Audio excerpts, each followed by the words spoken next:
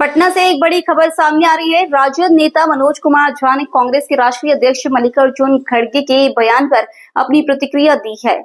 उन्होंने पहलगाम की घटना और जातिगत जनगणना के मुद्दे पर अपनी राय रखी है। आइए जानते हैं उन्होंने क्या कहा।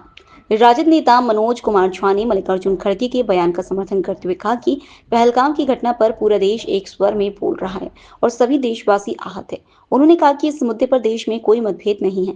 उन्होंने कहा इसमें कोई दो राय नहीं है कि पहलगाम को लेकर देश अलग अलग नहीं सोच रहा है, पूरा देश एक स्वर में बोल रहा है और पूरा देश आहत भी है। इसके बाद उन्होंने जातिगत जनगणना के मुद्दे पर बात करते हुए कहा कि यह निर्णय सामाजिक न्याय की दिशा में एक महत्वपूर्ण कदम है।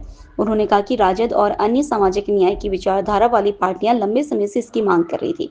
उन्होंने कहा जातिगत जनगणना का जो निर्णय हुआ है इसके लिए मनोज कुमार झा ने जातिगत जनगणना के फैसले को ऐतिहासिक बताते हुए कहा कि इससे समाज के पिछड़े और वंचित वर्गों को न्याय मिलेगा।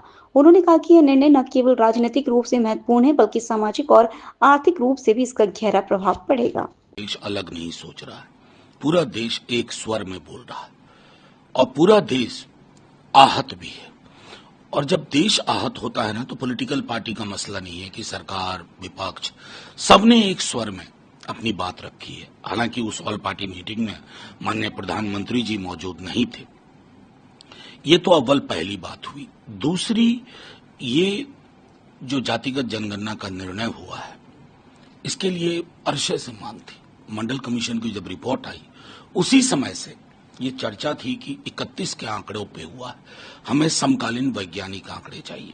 फिर लालू जी, मुलायम सिंह जी, शरद यादव जी, तेजस्वी जी जब सरकार में यहाँ थे उसके पूर्व भी, और राहुल जी भी हाल के वर्षों में।